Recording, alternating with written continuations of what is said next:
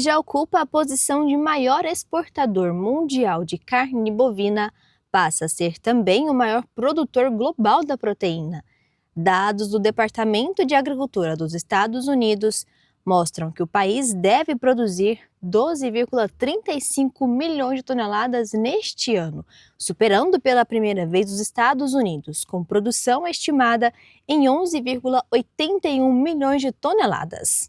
O Brasil hoje alcança o primeiro lugar em produção de carne bovina, com 12,35 milhões de toneladas produzidas e comercializadas no mundo, deixando os Estados Unidos para trás em segundo lugar, com 11,81. Para você ter uma noção do nível de produção que nós temos, nós produzimos e comercializamos 20% da carne consumida no mundo é produzida no Brasil.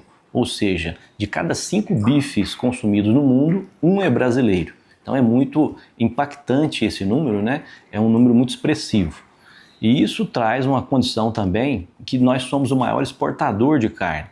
Nós somos hoje o maior exportador de carne bovina com 4,35 toneladas comercializadas no mundo, deixando a Austrália em segundo lugar, uma distância grande. A Austrália produz 2,2 milhões de toneladas e nós com 4,35. Então nós já somos o maior exportador disparado há muito tempo. E isso dá para nós uma condição muito interessante de posicionamento de mercado, Entre os principais fatores que explicam o avanço está o aumento no rendimento médio de carcaça. Em setembro de 2025, o peso médio dos machos abatidos atingiu cerca de 303 quilos por animal, um recorde que ajudou o Brasil a superar em alguns meses a marca de 1 milhão de toneladas de carne bovina produzidas mensalmente. Os dados mostram que o avanço da produção está ligado à profissionalização da pecuária brasileira. O uso de tecnologias no campo tem se intensificado, principalmente na nutrição, no manejo e na genética do rebanho, além da integração entre os sistemas produtivos. Mesmo com este avanço, Marco Aurélio avalia que o Brasil ainda tem espaço para melhorar a eficiência produtiva. Lá nos Estados Unidos, nós temos uma questão de uma crise do ciclo pecuário. Nós tivemos um abate lá muito expressivo de fêmeas e o rebanho lá é um rebanho menor que o nosso, porque aqui no Brasil também nós tivemos um abate grande de fêmeas. Só que o nosso rebanho é muito grande e o impacto foi menor. Então lá nós temos um rebanho de 87 milhões de cabeça. Com esse abate excessivo de fêmeas, isso impactou, trazendo uma baixa de produção em torno de 10%.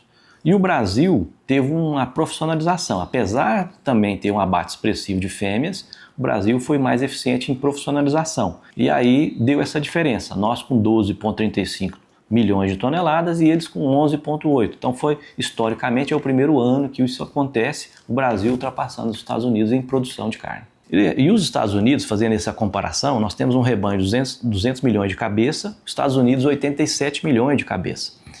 Agora, nós temos um abate em torno de 45 milhões de cabeça e os Estados Unidos com 35 milhões de cabeça por ano.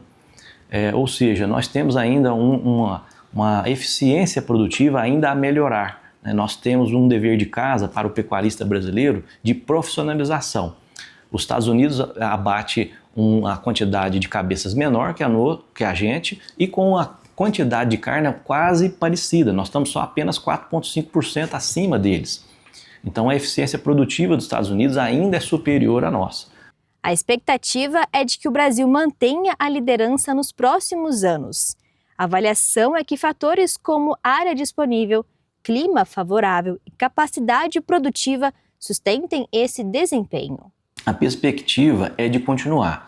Já existe um apontamento que para o ano que vem, essa diferença que hoje está em torno de 4,5% a mais que o Brasil passou aos Estados Unidos, que ela aumente essa margem o ano que vem.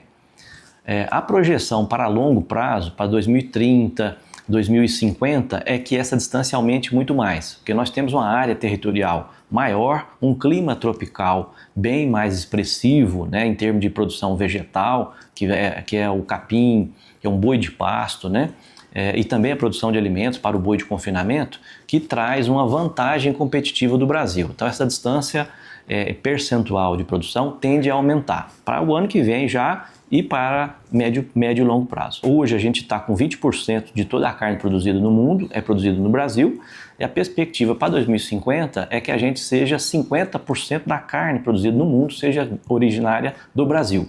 Isso traz para o produtor rural um apontamento. Aquele pecuarista que está fazendo um projeto hoje, pensando em produzir, ele pode sim mergulhar nesse processo, né, para que ele possa ser a resposta do mundo em termos de produção de carne. Mesmo com o avanço da produção, a demanda por carne segue aquecida no Brasil e no mercado internacional.